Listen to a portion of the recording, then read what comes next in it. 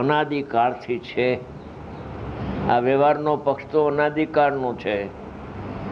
વ્યવહાર તો નિશ્ચય પ્રગટ થાય પછી ઉત્પન્ન થાય, નાશ થવા માટે કામ ચલાવ ઉત્પન્ન થાય છે. કાયમ રહેતો નથી વ્યવહાર. સાધકની દશામાં વ્યવહાર કાયમ રહેતો નથી. એ તો નિર્વિકલ્પ ધ્યાનમાં તો હતો જ નહીં, હોય જ નહીં. પણ કોઈ વખતે સવિકલ્પ દશા આવે છે ત્યારે એ વ્યવહાર ઊભો થાય છે અને કહે છે કે જાણેલો પ્રજ્ઞાન છે એમ કહેવાય.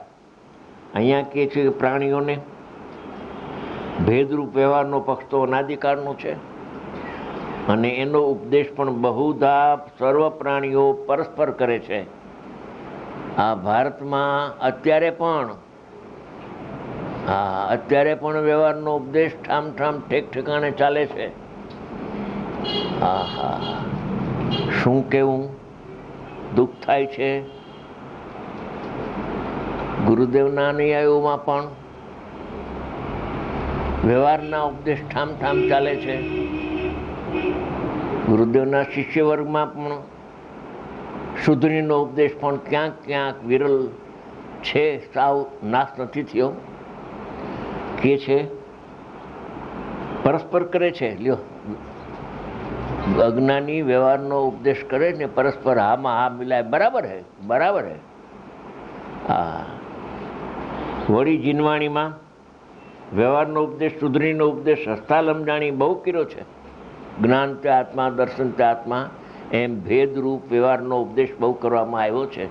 પણ ભેદના લક્ષ્યે અનુભવ થતો નથી. એના લક્ષ્યે રાગી પ્રાણીને રાગ ઉત્પન્ન થાય છે અને આત્મદર્શન થતા નથી. પણ એનું ફળ સંસાર છે. વ્યવહારના ઉપદેશનું ફળ સંસાર એટલે મિથ્યાત્વ. સંસાર એટલે મિથ્યાત્વ કહો કે સંસાર કહો, એકાર્થ છે. વાત સંસાર જ છે.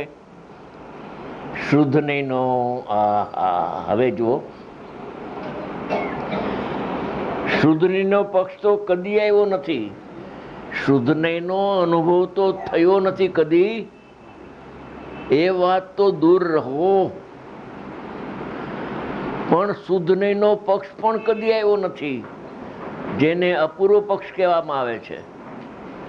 ને અપૂર્વ એ પક્ષ છે, એનો અભાવ થઈને અનુભવ થાય છે, એવો આ પક્ષ છે. કદી આવ્યો નથી આજ સુધીમાં.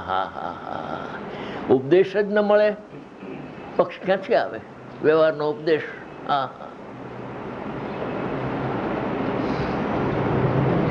અને એનો ઉપદેશ પણ વિરલ, ક્યાંક શુદ્ધનીનો ઉપદેશ છે કે આત્મા સ્વભાવથી અકર્તા હોવાથી આત્મા 3 કાળમાં એક સમય માત્ર પણ પરિણામને કરતો નથી. આજ સુધી પરિણામને કર્યા નથી.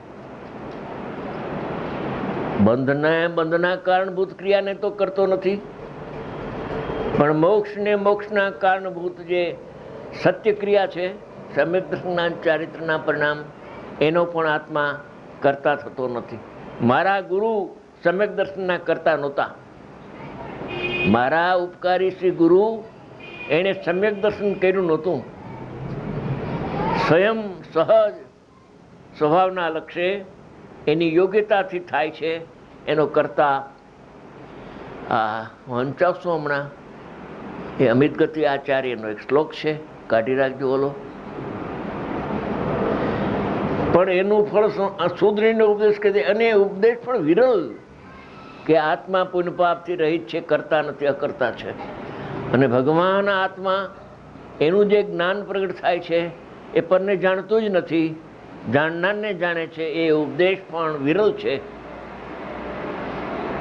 આત્માનું જ્ઞાન પરને ભૂતકાળમાં જાણ્યું નથી, એનું નામ પ્રતિક્રમણ છે. વર્તમાનમાં જાણતું નથી, એનું નામ આલોચના છે. ભવિષ્ય કોઈ કાળે પણ આત્માનું જ્ઞાન પરને નહીં જાણે.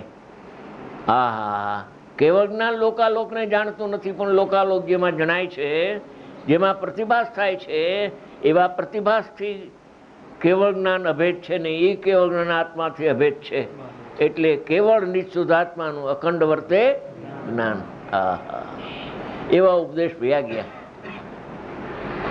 સાવ નથી વયા ગયા એટલું સારું છે. ભાગ્યશાળી જીવોના ભાગ હજી છે એટલા કે 9000 ટેપ રહી ગઈ. નકર તો વક્તાને ઉડાડી દે અજ્ઞાની જીવ કે ઘરની વાત કરો છો. ઘરની નથી, આ ગુરુદેવના વચન સાંભળ. હા,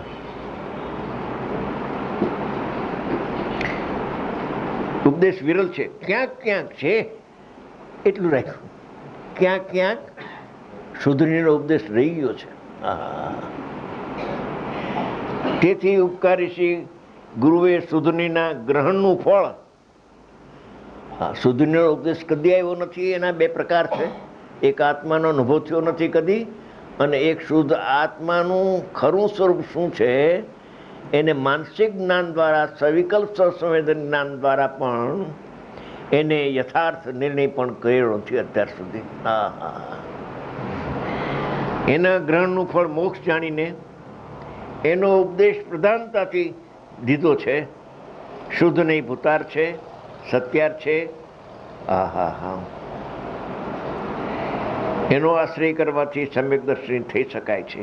એને જાણ્યા વિના, શુદ્ધાત્માને જાણ્યા વિના જ્યાં સુધી જીવ વ્યવહારમાં મગ્ન છે, પરિણામનો કર્તા માને છે અને પરિણામનો જ્ઞાતા માને છે. પરિણામનો કર્તાય નથી પ્રભુ અને પરિણામનો જ્ઞાતાય નથી. એ પરિણામનો કર્તા પરિણામ છે અને પરિણામનો જ્ઞાતા મન છે, બુદ્ધિનો વિષય છે. આત્માના જ્ઞાનનો એ વિષય નથી ભેદ, એ તો અભેદગ્રાહી છે. ત્યાં સુધી આત્મામાં જ્ઞાન સદાન રૂપ નિશ્ચય સમ્યક થઈ શકતું નથી. આવો ભાવાર્થ 200 વર્ષ પહેલા લખી ગયા છે. હવે ઉલ્લાવ અમિત ગતિ આચાર્યનું. એક અમિત ગતિ આચાર્ય થઈ ગયા છે, આજથી 1000 વર્ષ પહેલા થયા છે. એણે યોગસાર નામનું એક શાસ્ત્ર લખ્યું છે. એનું પાનું 153 છે, સંવર અધિકાર છે. એમાં 18 ને 19 2 નંબરના શ્લોક છે. એ શ્લોકનો શબ્દાર્થ વાંચું છું. જ્ઞાન દર્શન અને ચારિત્ર, એટલે સમ્યક દર્શન, જ્ઞાન, ચારિત્રાણી મોક્ષ માર્ગ જે છે તે ઇન્દ્રિય વિષયો દ્વારા હરી શકાતા નથી. જેને સમ્યક દર્શન, જ્ઞાન, ચારિત્ર પ્રગટ થયું એને ઇન્દ્રિયના વિષયો તો ઢગલાબંધ આવે સામે. ચક્રવર્તી આદિને શાંતિનાથ ભગવાન આવ્યા હતા, પણ એને ઇન્દ્રિયના વિષયો હરી શકે નહીં, નાશ ન કરી શકે સમ્યક દર્શન, જ્ઞાન, ચારિત્રના પરિણામને.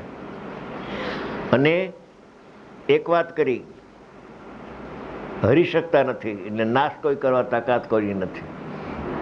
હવે બીજી વાત કરે છે, નિરંતર સેવા કરવામાં આવેલા ગુરુઓ આદિ દ્વારા પોતાના ગુરુની સેવા કરે શિષ્ય, એ ગુરુ દ્વારા ઉત્પન્ન કરાતા નથી. એ સમ્યક દર્શન, ચારિત્રના પરિણામ ગુરુ આપી શકતા નથી. નિશ્ચય ગુરુ આપે, વ્યવહાર ગુરુ આપી શકે નહીં. ઉપકારી ગુરુ હો, સોનગઢના સંત કુંદકુંદાચાર્ય ભગવાન બીજા કોઈને સમ્યક દર્શન, ચારિત્રના પરિણામ આપી શકતા નથી. ઇન્દ્રિયના વિષયો હરી શકતા નથી, શ્રી ગુરુઓ એને આપી શકતા નથી. 2 બોલ કયા? પરિણામી જીવને જો હવે કેમ ઉત્પન્ન થાય છે એની વાત કરીએ. પરિણામી જીવને પર્યાય અપેક્ષાએ એ સ્વયં ઉત્પન્ન થાય છે. એનો કોઈ નાશ કરનાર નથી, નિમિત્તથી ઉત્પન્ન થતું નથી. શ્રી ગુરુઓથી 2 વાત કરી ત્યારે ઉત્પન્ન તો થાય છે. સમ્યક દર્શન, ચારિત્રના પરિણામ થાય છે. પર્યાય અપેક્ષાએ એ સ્વયં ઉત્પન્ન થાય છે. સ્વયં ઉત્પન્ન થાય છે એટલે હવે આગળ કહેશે કે પોતાના આત્માથી ઉત્પન્ન થતા નથી એમ કહેશે.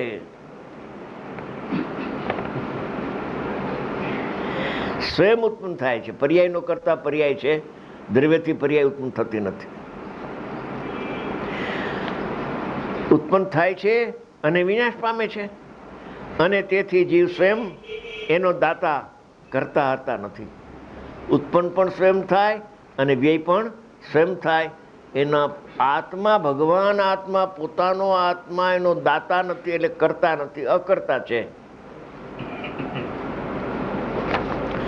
આ અકર્તાનું સ્વરૂપ 320 ગાથામાં આવી ગયું છે, પૂરેપૂરું ધ્યેયની ગાથામાં વિનાશ પામે. અને તેથી જીવ સ્વયં એમનો દાતા નથી.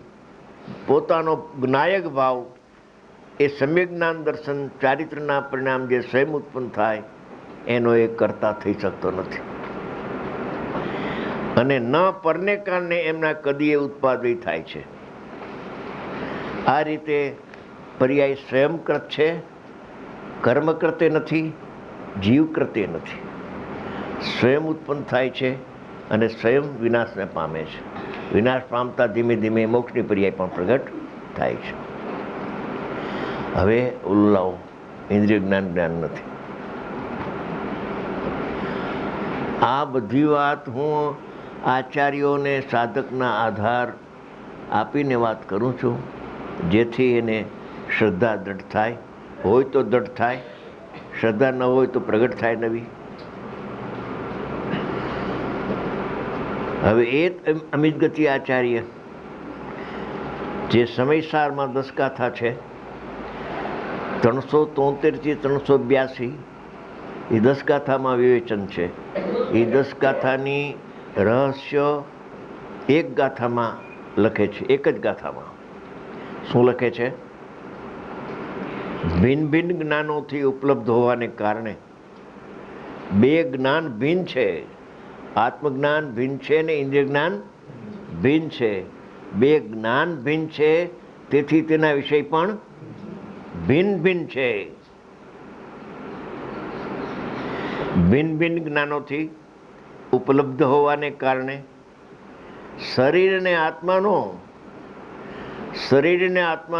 રાગ અને આત્માનો સદા ત્રણેકાળ પરસ્પર ભેદ નામ જુદાય છે.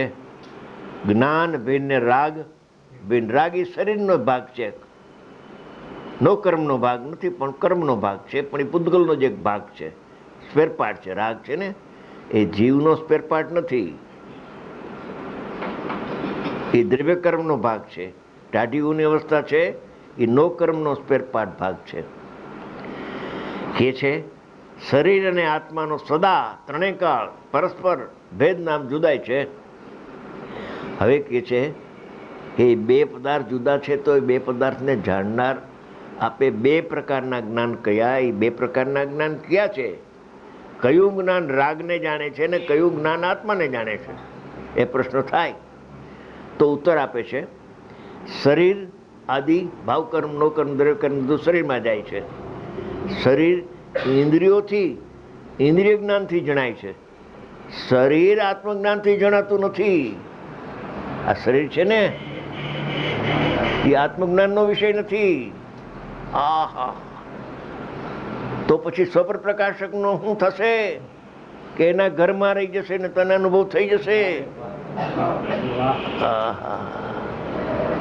એના ઘરમાં રહેવા દે ને એને, તો તારું કામ કરી લે ને. આ આત્માનું જ્ઞાન, અતિન્દ્રિય જ્ઞાન એ શરીરને જાણતું નથી. હા, એનો વિષય નથી, પર એનો વિષય એકલો જ્ઞાયક જ છે. ઇન્દ્રિયોથી, ઇન્દ્રિય જ્ઞાનથી જણાય છે. હા, પર પદાર્થ ઇન્દ્રિય જ્ઞાનથી જણાય છે. અને આત્મા ખરેખર સ્વસંવેદન જ્ઞાનથી જાણવામાં આવે છે. ખરેખર આત્માને જાણવો હોય તો અંતર્મુખ થઈને એક અતિન્દ્રિય જ્ઞાન નવું પ્રગટ થાય છે. એ અતિન્દ્રિય જ્ઞાન પ્રગટ થવા પહેલાં એક જ્ઞાન પ્રગટ થાય છે. એ જ્ઞાનમાં પણ પરોક્ષપણે આત્મા આવી જાય છે અને પછી પ્રત્યક્ષ થઈ જાય છે. હા, એ આપણો વિષય ચાલે છે કે જ્ઞાકાર અવસ્થામાં જ્ઞાયકપણે જણાયો એ પરોક્ષ છે, અને સ્વરૂપ પ્રકાશનની અવસ્થામાં પણ આત્મા એને જણાનો એ પ્રત્યક્ષ થાય છે. એ લેશું આપણે ધીમે ધીમે. હા, ટાઈમ છે આપણી પાસે, હજી ઘણો 5 દિવસ બાકી છે. આ તો પર્યુષણ પર્વમાં તો સારા દિવસો હોય, લગ્નના દિવસો હોય, મોટા ઘરે હોય ને લગ્ન, ત્યારે અહીંયા તો બધા 10 દિવસનો 10 દિવસ મિષ્ટાન રોટલી બોટલી ન હોય, અગામના કાળની વાત છે. હવે તો આ તો ક્યાં છે? હા હા, આત્મા ખરેખર સ્વસંવેદન પોતાના જ્ઞાન વડે પોતે જાણી શકે. બીજાના જ્ઞાન વડે આત્મા ન જણાય, અને ઇન્દ્રિય જ્ઞાન વડે પણ આત્મા ન જણાય. અતિન્દ્રિય જ્ઞાન વડે આત્મા જણાય અને શરીર ન જણાય.